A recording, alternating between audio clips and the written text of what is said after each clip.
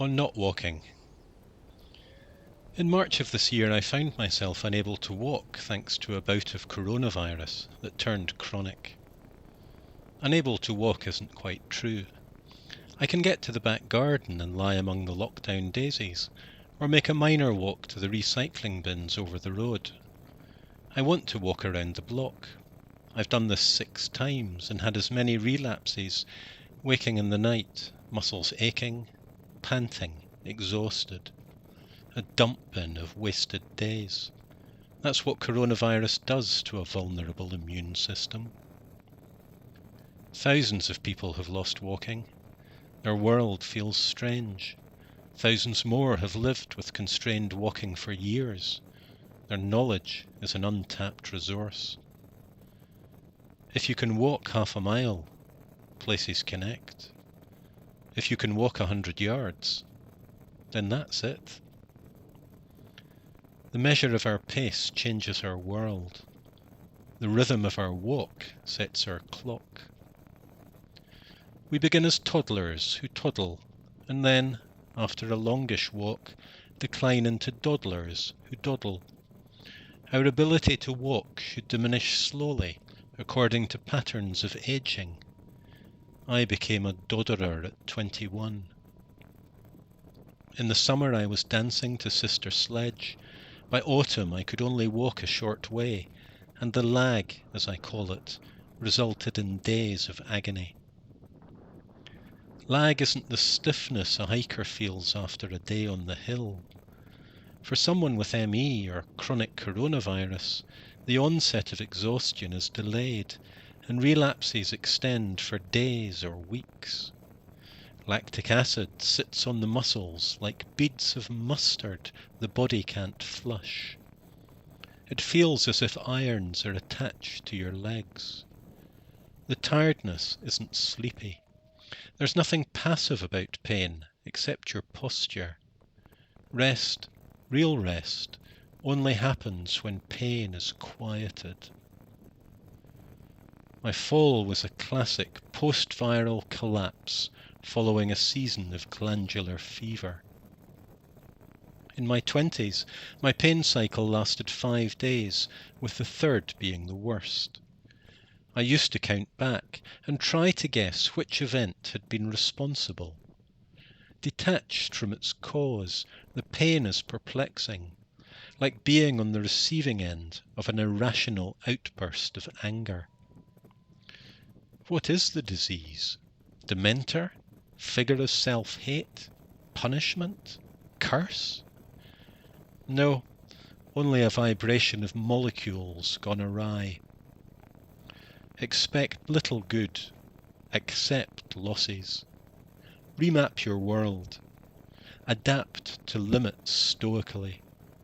Keep trying. Learn who has empathy. Shun those who don't. Refuse the feeling you are in exile from the parts of the world you cannot walk to. This is my body. I have no other. Fear comes on whenever you're drawn into the mechanism of illness. That's what a disease is, a machine made of complex, destructive relationships. A machine we must learn to live with.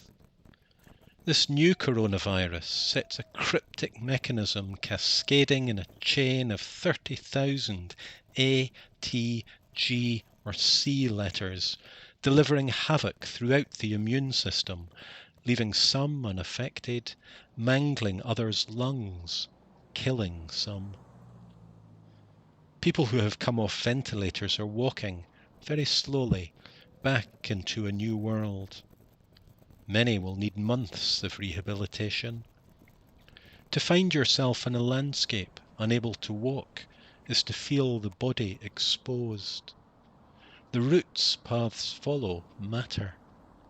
Calculation becomes a habit. To that stile, or as far as the gate? Is this a shortcut? Gradients matter as much as distances. Do the sums. Calculate the likely pain.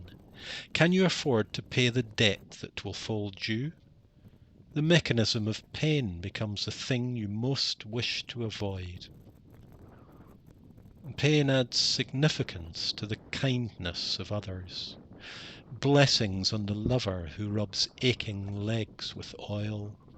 Blessings on the oil burner and tea tree. Blessings on the bucket of hot water and crystals for my feet.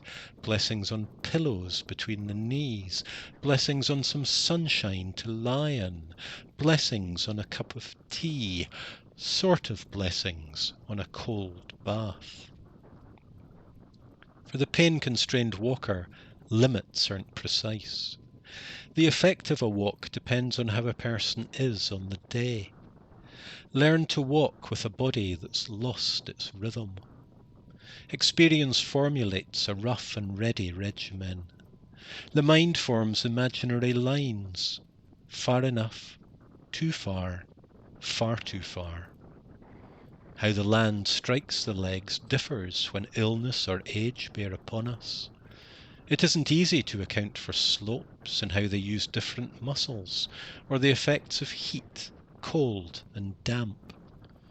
Walking up a brief incline has different aerobic consequences to a slow wander along a lane. Heather's a bugger, isn't it? A crash, a relapse, boom and bust, completely buggered, wabbit, just let me rest a while, I'll be fine. Phrases which describe the inability of the compromised body to recover. You look so well, people say. Someone with ME develops a picture of their disease, but it looks like pages of automatic writing scribbled down in the middle of the night. Meaning can be made out if you look carefully, sometimes turning the page upside down. It takes years, reading symptoms, figuring cause and effect, finding what helps, taking tips, eliminating what makes things worse, learning how to adapt your walking, if you can still walk.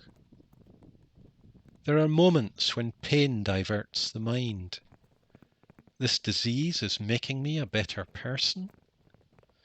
Illness is a bag of questions. People are bound to pull out their own answers if there are none from medical science. If that involves trying herbs, tinctures, remedies, crystals, Reiki, and all manner of cures, then have patience. They represent the urge to ameliorate pain. Walking is intrinsic to human worth. I didn't stop walking or wanting to. What changed was the consequences. Will the tens of thousands of people with long-term coronavirus be subject to the suspicion people with ME endured, or forced to do graded exercise? My philosophy is, doing too much is inevitable, but being careful, learning to draw the line, avoids repetitive hurts. I have not walked in some beautiful places. Sometimes I've also been walked for. How does that work? If a walk has an aim, to see a particular tree, collect water from a hill burn, or photograph a spring, it can be fulfilled for me. It isn't walking, but in my mapping projects as an artist, I've worked with poets and artists who can go where I am unable, in what could be termed walking for. To the everyday walker this makes no sense. What is a walk without walking? To a poet, for whom the imagination is a mobile instrument of witness, second best is better than nothing. I'm scared I may not walk again. I don't feel like I can't walk, but I have learnt I mustn't, for now. And now has stretched out for 200 days. I may never regain the half-mile range I had. I try not to think about that. I'm determined to heal, but perhaps I will have to rely on those who walk for, those who deliver, the chap at the door leaving a parcel or bags of food. All limits create new possibilities.